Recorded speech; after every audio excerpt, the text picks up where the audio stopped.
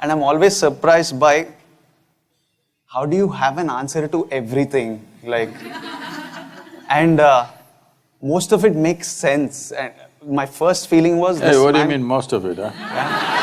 As in, like, I asked you about happiness and you sold me inner engineering program.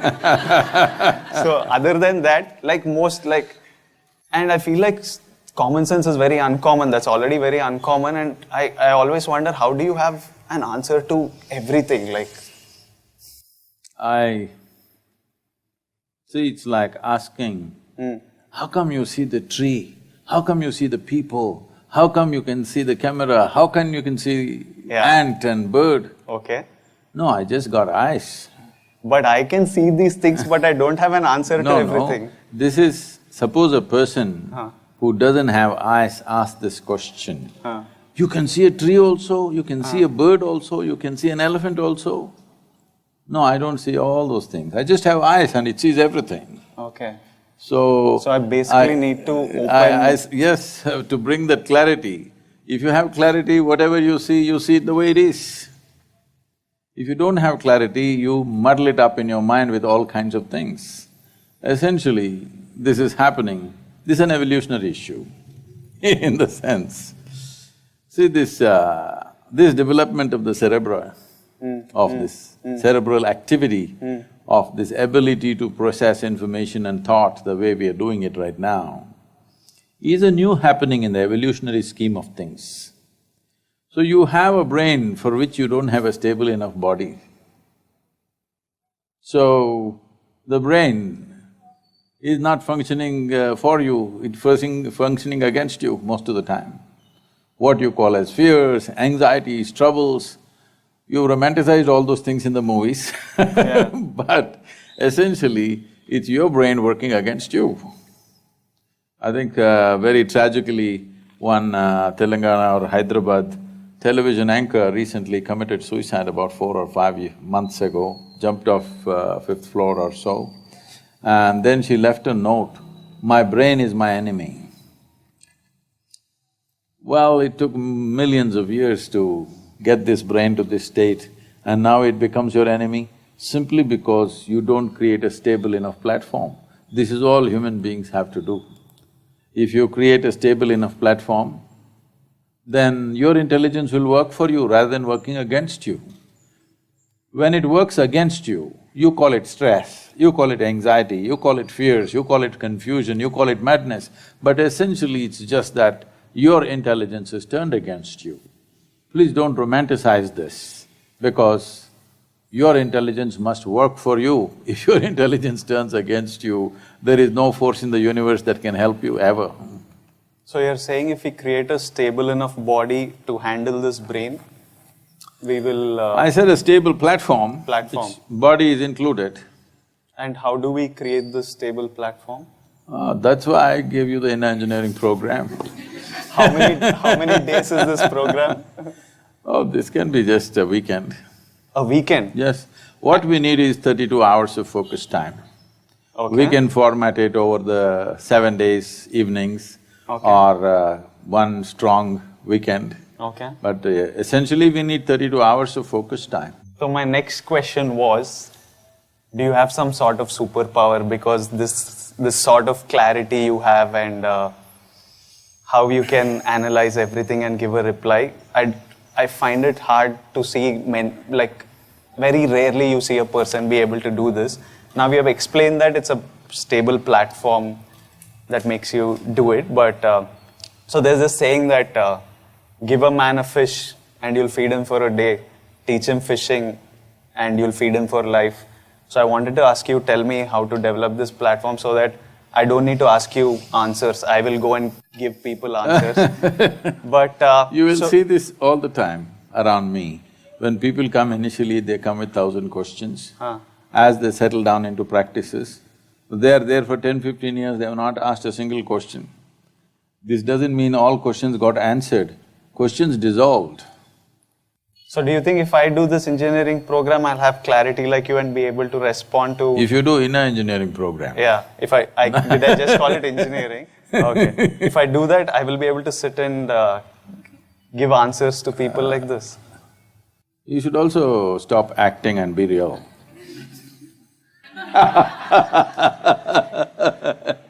I'm real. Okay. But can you make it clear to me? Because I really Doing want to this, sit yes, and… this also can grow. Okay. And you don't have to do anything. If you don't meddle with it, it'll grow. Okay. My next question is, like, I am the person I am because of various things that happened in my life, the decisions I've made, how I've faced, like, events happen in your life and how you react to them is how I've become the person I am. I'm wondering what happened to you in your life to make you the person you are today. What is it that happened in your life that made you take this path even?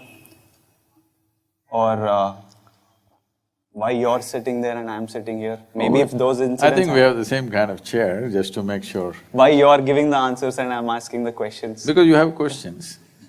Why do you have the answer? I'm asking, what is it that happened in your life that turned your life in this way? I asked all the questions that you're thinking of now, and a millionfold more questions When you were… much earlier than you, and invested my life into those questions. Did not ask those questions casually. Did not go and ask somebody else, what about this, what about that? Questions bothered me, and I realized, just listening to the chatter around you, none of them have a clue about anything. So, I invested my life into the questions. And you found your own answers. I did not find answers. My head became empty, even now. It's totally empty and clear. So, if you go and stand in front of a clear mirror, whoever comes, whether Konda comes or mountain comes, it will show. So does it mean to say the mirror knows the Konda and the mountain and the elephant and the man and the woman who stand in front of the mirror? No, it's just clear. So right now you're just empty and that's what gives you this clarity, eh? See, when you say empty, see, it's like this. You have a much smaller beard, but you're trying to pull it. No, it's just a habit. When is the shooting? And there's maybe in a You need it month. little longer? Is it the reason why you're pulling it? No, it's just a habit, but I would That's love it to grow to that level. No, why I'm saying this is, our hands or our body can start doing something compulsively. If it becomes very compulsive, then people will say it's an ailment. Otherwise, people will say it's their personality. So personality is a mild ailment. When it gets very strong, people will say, oh, he's gone crazy. Yes? So, when the same happens with your mind, people think it's natural, it's not natural. Mind has become compulsive. Compulsive thoughts, compulsive emotions are happening. People say, this is my personality, this is how I am. This is not how you are. You have become like this accidentally. As you said, various situations and push and pull of life does this to people. So this is a choice that a human being has, that you either become an accidental person or a conscious person. The significance of being human is that we can be a conscious life. Why we're in some way better than other creatures is not because we are more competent. No, a monkey is far more competent in catching a ball, throwing a ball, whatever, you name it. In terms of strength, we are not comparable to other creatures. Only reason is we can live consciously. We can do everything that they do, we do the same things, but we can do it consciously. So if you cannot conduct the process of your mind, emotion and body consciously, then it becomes accidental or compulsive. That is not the way a human being should go, especially you being an actor. If you don't have a personality of your own, whatever person you have to play at that moment, you could be a total that person, rather than becoming a personality yourself. Because personality means a mask, essentially. In the Greek drama, the word persona meant a handheld mask. Those were days, there are only 3 actors, but there are 10 characters in the drama. So these 3 guys will take on different masks, hold it and do those dialogues. This is how the drama was done. So when this mask gets stuck to your face and you can't remove it, that's called a personality. So why do you need a personality? To do different kinds of activity, you need different kinds of personality. People who've been around me for long enough, they have this trouble of seeing me. I warn them, say, I'm going to change my persona now. Watch out, I'm going to change everything about me. Don't think I've lost it and don't fall off, hang on. Well, some people have the wisdom to hang on, some people will lose it and they'll fall off. Though I warned them 6 months before I changed my personality completely changing everything about me. The way I think and feel, what food I like also I change. Because this is what a human being means. But you do that consciously? Consciously. To what objective, like why? Just for a change or? No, to fulfill different purposes. Okay. Like some spiritual stuff? No. Life purposes. When I was in the mode of consecration of Dhyana Linga, people saw me like a fireball, always intense. Spoke very little, rarely smiled. Now they can't believe that. So once that was over, then I told them, see, we've lived on the peaks for too long, time to get down to the valleys and do something more easy and simple.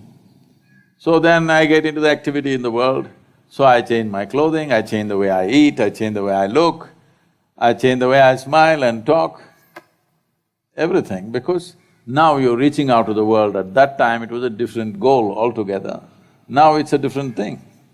So accordingly, you do that.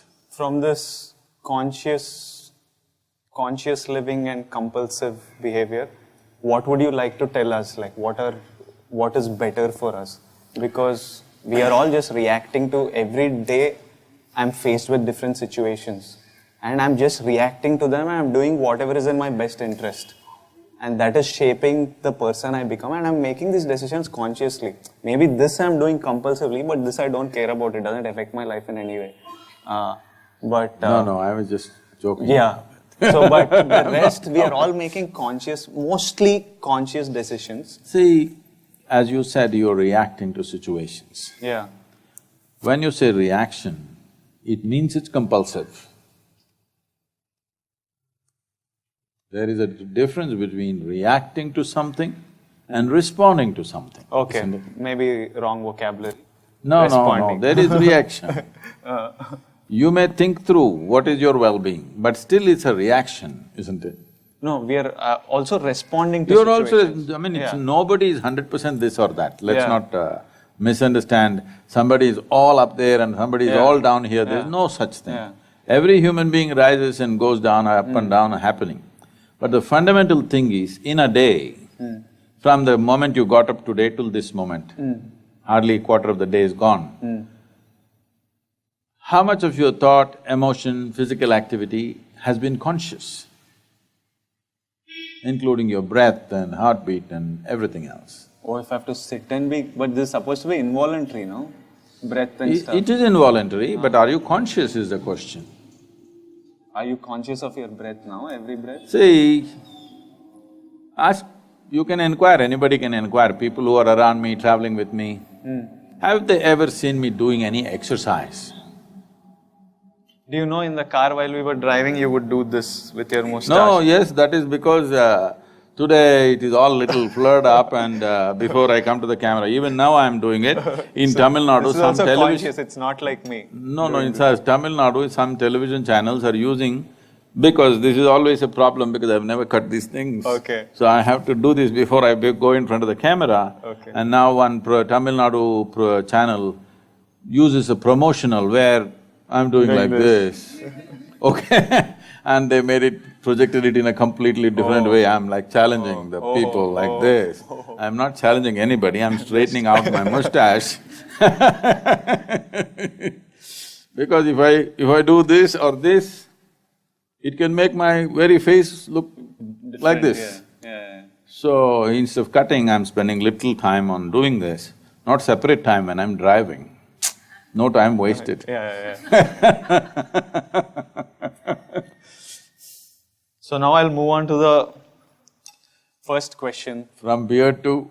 From beard to… It's actually quite a smooth transition, but I think this is the most important question that's bothering the youth today, and it's not only our nation, but across the world, everyone's wondering how to stop hair fall. Like, I don't… do you have some solution to this, Sadhguru? I think a lot of us would sleep better.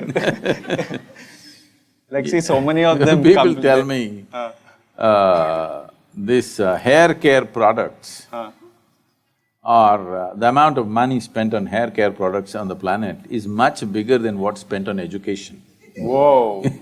See how much we are concerned about our hair. See, I think you must learn from this tree. See how it's growing its hair.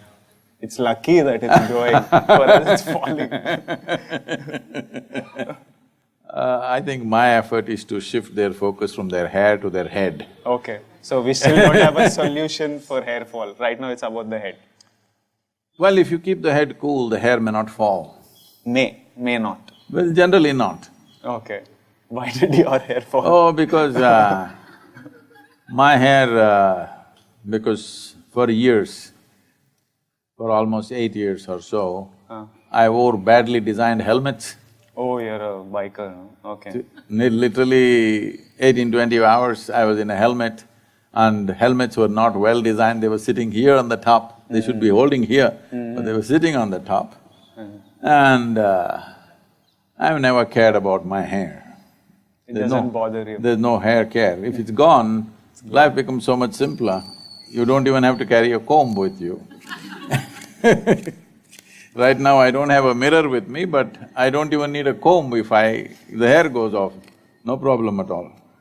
So Sometimes I'm searching for a rubber band, so all those problems will go away, I have no issue. So if you have hair fall, relax. As long as you've got a head, problem. working head, as long as you have a working head, why are you concerned about the hair? I'm an actor, so I'm concerned mostly people for… See, if you lose your hair, you can wear whatever kind of wig you want. No. So I've divided this question session into certain categories so that it's simpler.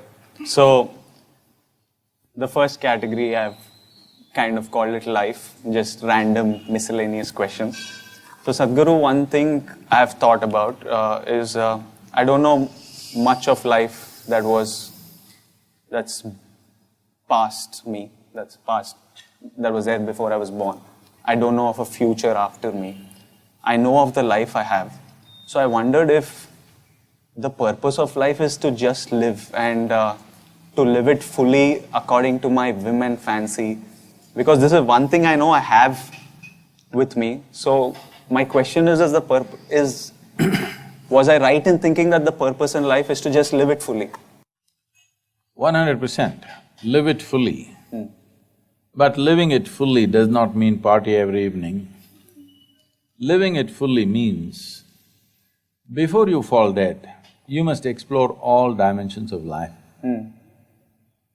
Nothing that's possible for a human being should go unexperienced.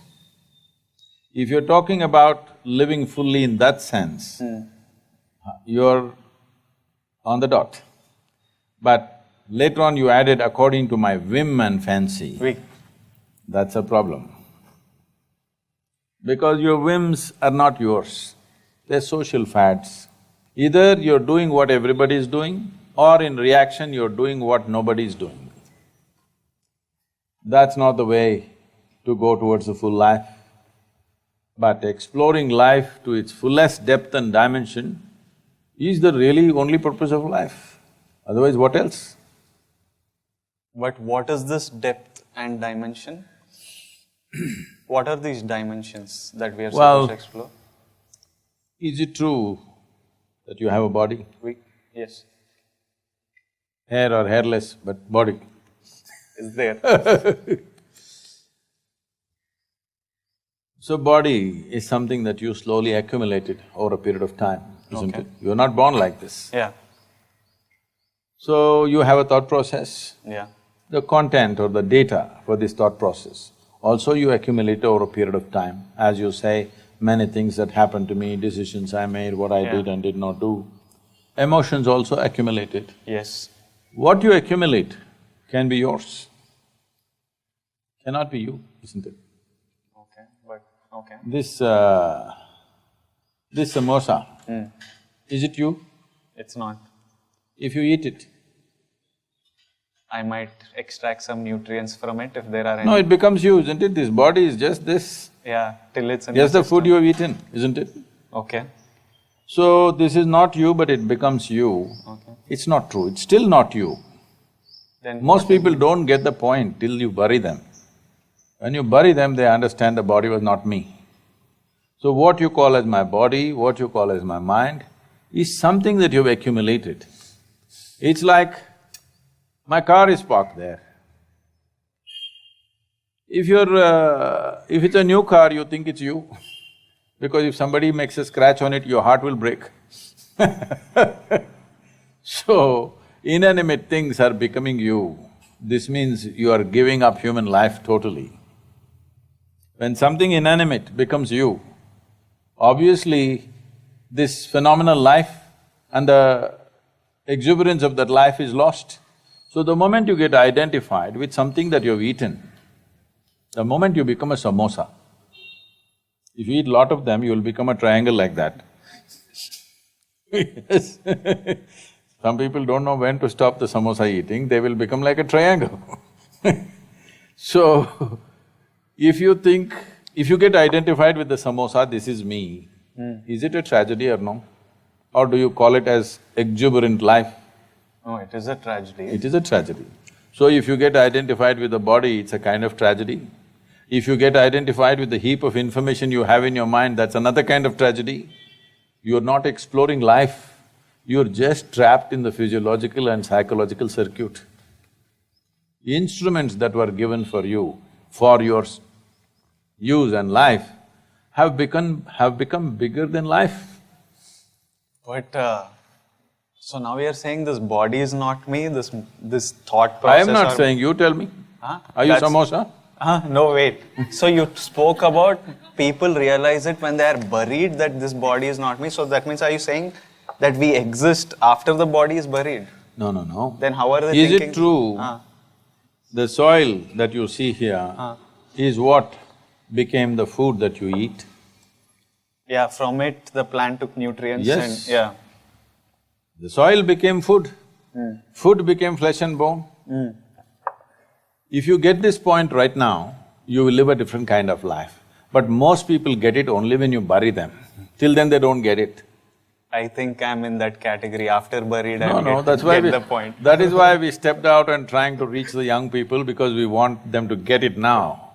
If they get it now, they can live a phenomenal life, because life is such a great phenomenon. It's the same life. See, when it comes to body, that's your body, this my body. This my mind, that's your mind. Correct, correct.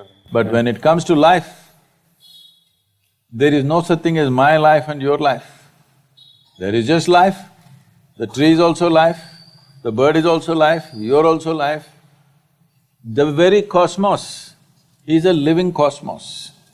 You just captured some amount of life. That is what life is supposed to be. Life does not… See, today when people say, my life, you're supposed to understand, they're talking about their career, they're talking about their relationships, they're talking about their car, they're talking about their home, they're talking about their dog, they're talking about something else, the accessories of life. These are all accessories of life, including your body and your mind.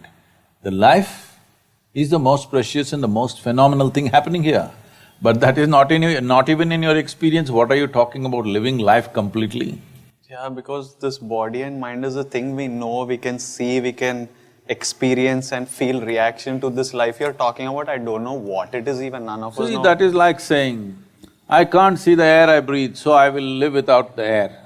That's what we did. That's why all the cities are so badly polluted, because we thought we cannot see the air, it doesn't concern me. When you suffocate, it concerns you, right?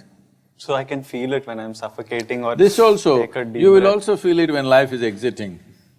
When it's exiting, you Yes, feel you it. feel it. Oh. I am saying, isn't it time that you feel it when it's here? Yeah, I want to. When it is housed, you must experience it. When when it's exiting, you realized, what is the point of that? For this, if I do inner So engineering… this is the reason why I have stepped out for this Youth in Truth, because most people think spiritual process is at the last moment of their life. When they're dying, they must know something. I'm saying when you're living, when you just started your life, when life is ahead of you, you must know this. We want to. I want to. I can't speak for everyone, but I definitely want to, and I'm going to try and dig deeper so that I can get to other questions. See, what is engineering means, what one person thinks magic is actually another person's engineering, isn't it? Yeah, I agree. Yes or no? Yeah. I don't understand how a car functions or how a bulb comes on. For me, it's magic. I don't admit all this, your fans are watching. No, I'm quite open about my ignorance levels. So, it's engineering, but suppose 100 years ago, I brought a phone and made you talk to somebody in another part of the world, you think I'm doing magic, Yeah. isn't it? Yeah. So engineering is like that.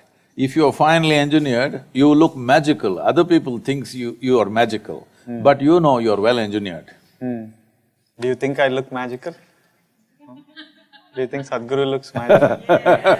I'm not finely engineered then. One thing that always bothered me, Sadhguru, was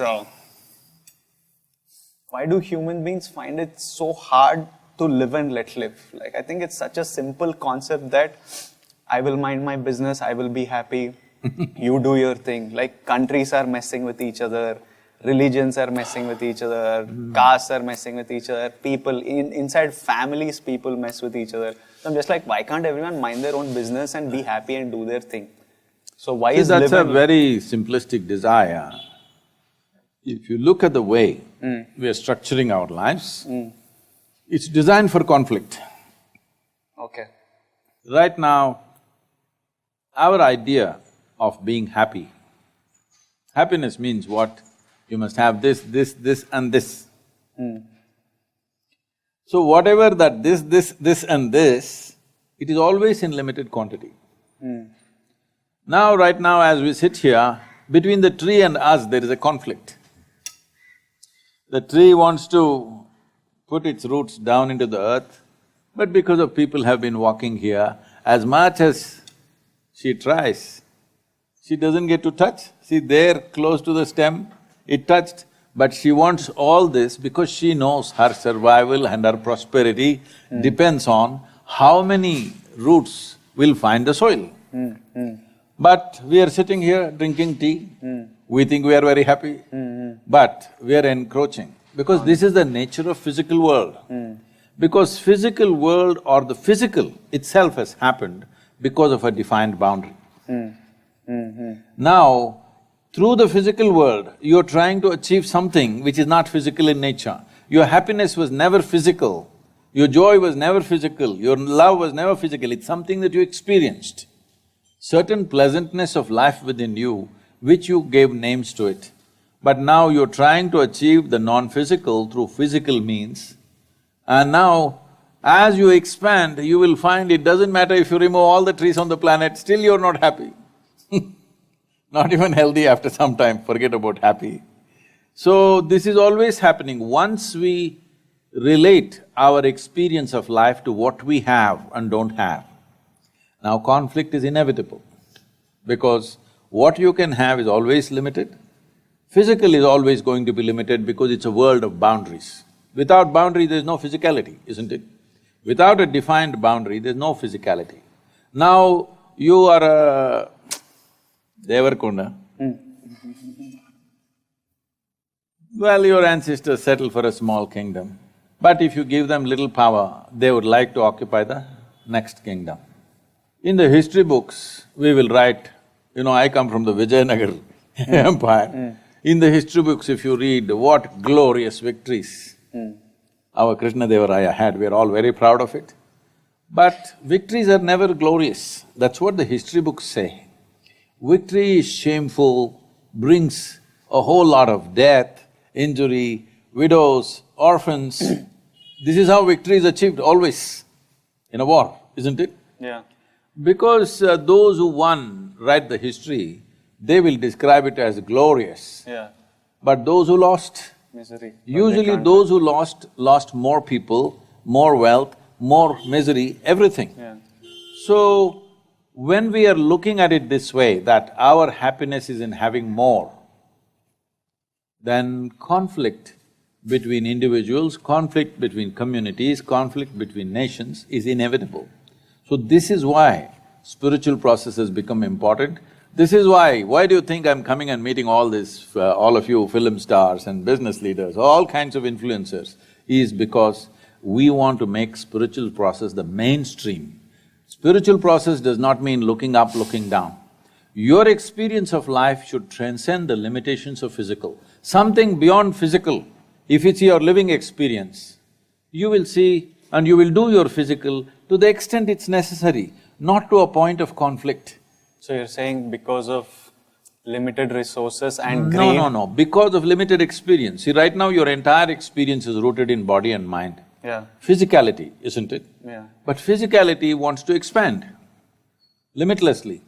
If you want to expand limitlessly, see, just ask anybody. Right now they have a little property, they want to make a little bigger property. But this is more for security than just constant expansion for most of us.